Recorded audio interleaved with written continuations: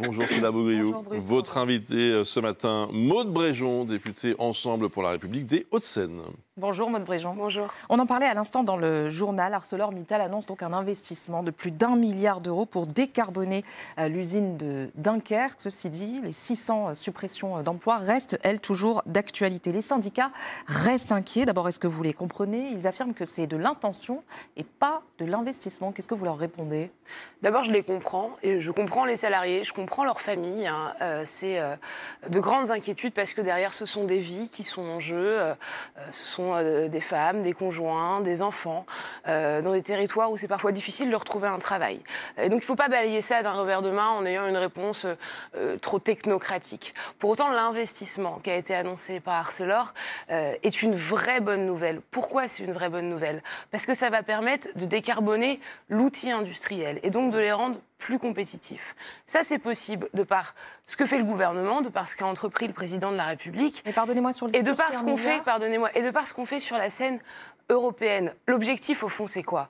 C'est de pérenniser les sites de telle sorte à ce qu'on puisse maintenir les emplois dans la durée, pas forcément les mêmes emplois, mais des emplois au même niveau, et puis plus globalement qu'on puisse maintenir ces filières sur notre sol, en France et en Europe. Sur ces 1 milliard, l'État va-t-il devoir remettre la main à la poche? On sait qu'il y a 850 millions d'euros qui ont déjà été investis, qui doivent être investis. On verra, il y aura des discussions avec Arcelor dans les jours et les semaines à venir. Moi, je crois qu'il ne faut rien s'interdire.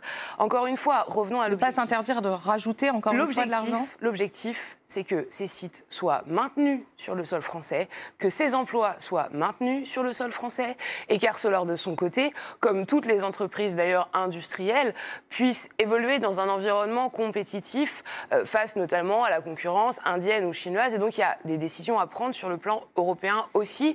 C'est ce qu'on a porté depuis plusieurs années. Vous savez, moi, je suis convaincue qu'en la matière, il faut avoir un raisonnement qui ne soit pas uniquement un raisonnement franco-français.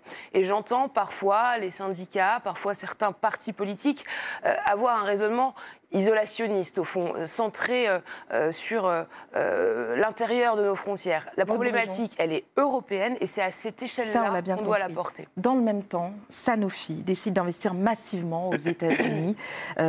En 10 ans, le groupe a obtenu 1 milliard d'euros de crédit impôt recherche. C'est pour ça que je vous parle aussi d'argent de l'État. Est-ce qu'au fond, ce n'est pas la France qui finance et les États-Unis qui récupèrent la mise à la fin? C'est deux sujets extrêmement différents, Arcelor et Sanofi. Moi, je crois qu'on doit être fiers des investissements et des aides aux entreprises qu'on a déployées depuis plusieurs années. Y compris quand ils choisissent après de partir, de délocaliser. Pardonnez-moi, c'est ce qui nous a permis de baisser le chômage des jeunes, de créer de l'emploi et d'avoir aujourd'hui un des pays les plus attractifs d'Europe. Et donc ça, c'est bon pour qui à la fin? C'est bon pour les Français, c'est bon pour leur fin de mois, c'est bon pour leur pouvoir d'achat. Et même Bercy dit que c'est un mauvais signal. Et il ne faut pas revenir sur cette politique-là. Moi, j'y suis très attentive. Pour autant, il y a une contrepartie à avoir. Et cette contrepartie, c'est l'intérêt que portent ces entreprises à la France. Au fond, une forme de patriotisme économique. Moi, j'attends des entreprises qu'on a aidées, qu'elles fassent preuve, dans les moments plus difficiles, de patriotisme économique.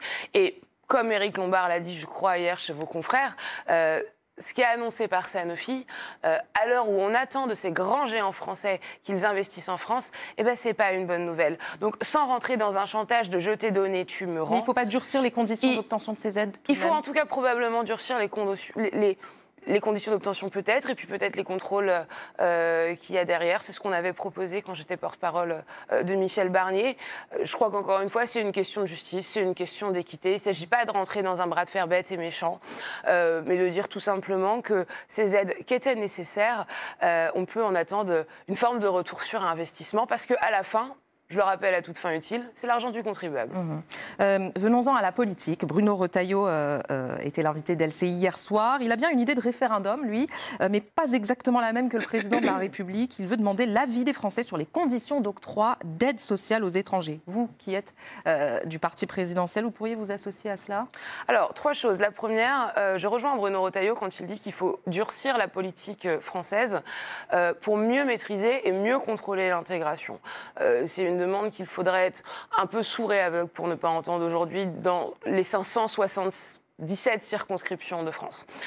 Ensuite, cette proposition-là, on l'avait en réalité votée. lors de la loi immigration. On avait voté le conditionnement des aides sociales à une certaine durée de résidence sur le sol français. Moi, je suis favorable à ce qu'on puisse de nouveau étudier cette mesure à l'Assemblée nationale. Elle avait été retoquée par le Conseil constitutionnel pour des raisons, c'est très important, de forme. Je pense qu'on doit pouvoir avoir ce conditionnement pour les aides sociales qu'on appelle non contributives. Voilà. Du reste, quant à la question du référendum, je crois qu'il n'y a pas besoin de référendum aujourd'hui sur l'immigration pour savoir ce que veulent les Français. On passe par la loi. Dans une lettre envoyée à Laurent Wauquiez, il s'est posé en adversaire d'Emmanuel Macron, a dit que le macronisme ne survivrait pas à Emmanuel Macron. Il fait preuve de déloyauté envers votre socle commun ? Bon, alors d'abord, j'ai pas attendu mai 2025 pour découvrir que Bruno Retailleau n'était pas macroniste. C'est pas tout de même le scoop, c'est globalement pas le scoop de l'année. Regardons un peu dans le rétroviseur. Pourquoi est-ce qu'on a fait ce socle commun? Pourquoi est-ce qu'on a fait cette union? Est-ce bien utile? On a fait cette union pour éviter à la France le nouveau Front populaire ou l'instabilité. Du reste, personne n'a le luxe de l'hégémonie au sein de cette alliance.